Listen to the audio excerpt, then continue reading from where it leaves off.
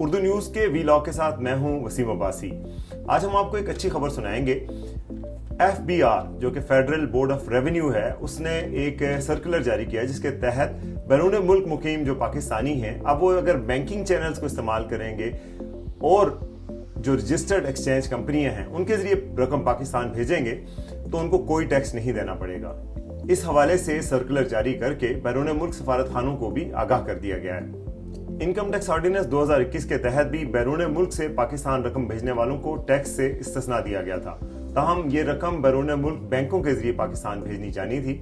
2015 में ऐसा हुआ था कि जो टैक्स की रकम थी कोई हद उसकी मुकर्रर नहीं की गई थी कि कितनी रकम आप पाकिस्तान भेज सकते हैं। 2018 में उसमें तरमीम करके इस रकम को 10 लाख मुकर्रर कर दिया गया था। 2019 में इस रकम को मजीद कम करके 5 लाख की शरह कर दी गई। 2021 में भी बैरून मुल्क मुकीम पाकिस्तानियों को इनकम टैक्स ऑर्डिनेंस 2021 के तहत इस्तिस्ना दिया गया था। ताहम इस सिलसिले में उनको अपनी आमदनी के जराए का सर्टिफिकेट जमा करवाना होता था। इसके अलावा 2015 में बैरून मुल्क मुकीम पाकिस्तानी जब पाकिस्तान रकम भेजते थे तो उसकी कोई हद मुकर्रर नहीं की गई थी कि टैक्स आप पे कब लागू नहीं होगा। ताहम 2018 में इसकी लिमिट मुकर्रर की गई और 10 मिलियन रकम तक आपको टैक्स के बगैर पाकिस्तान रकम भेजने की सहूलत दी गई। उसके बाद 2019 में इसमें मजीद तरमीम की गई और रकम की मुकर्ररा मुद्दत जो है वो 5 मिलियन यानी कि 50 लाख तक मुकर्रर की गई। ताहम तफसीलाते ज़र पर इस इस्तिस्ना को हासिल करने के लिए 4 शराइत रखी गई थी।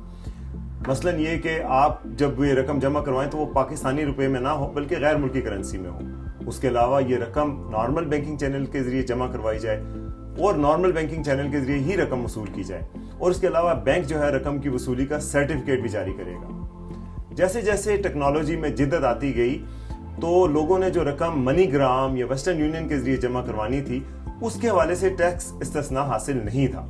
इसी लकुना को, इसी फ्लॉ को दूर करने के लिए अब नया सर्कुलर जारी किया गया है। FBR की इन 4 शराइत के हवाले से स्टेट बैंक ऑफ पाकिस्तान ने एक मेमोरेंडम जारी किया।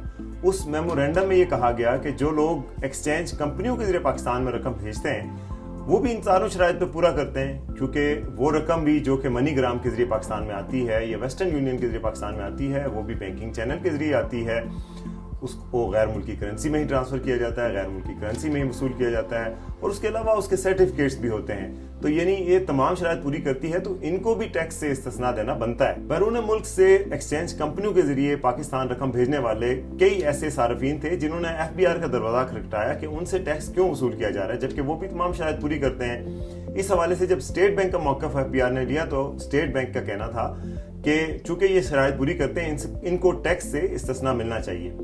FBR ने स्टेट बैंक के मौक़िफ़ को दुरुस्त तस्लीम करते हुए अब तमाम ऐसी अपीलें निपटा दी हैं और तमाम लोगों को ये अलाउ किया है कि वो भी टैक्स की इस रियायत से फ़ायदा उठा सकते हैं। याद रहे कि जो बजट इस साल पेश हुआ है, बजट 2021-22, उसमें भी बैरून मुल्क मुकीम पाकिस्तानियों को ख़ास टैक्स में रियायत दी गई हैं। मसलन ये कि पहले अगर बैरून मुल्क मुकीम पाकिस्तानी किसी से तोहफे में जायदाद हासिल करते थे तो वो काबिल टैक्स थी। अब हुकूमत ने एक नए कानून के तहत उसको टैक्स से इस्तिस्ना दे दिया। इसके अलावा रोशन डिजिटल अकाउंट्स पर जो सरमायाकारी करते हैं बैरून मुल्क में पाकिस्तानी, उसके हवाले से उनको टैक्स इस्तिस्ना मिल चुका है और वो टैक्स के गुशवारे भी जमा कराने के पाबंद नहीं है। इस हवाले से मजीद तफसीलात और इस तरह की मजीद खबरों के लिए देखते रहिए urdunews.com।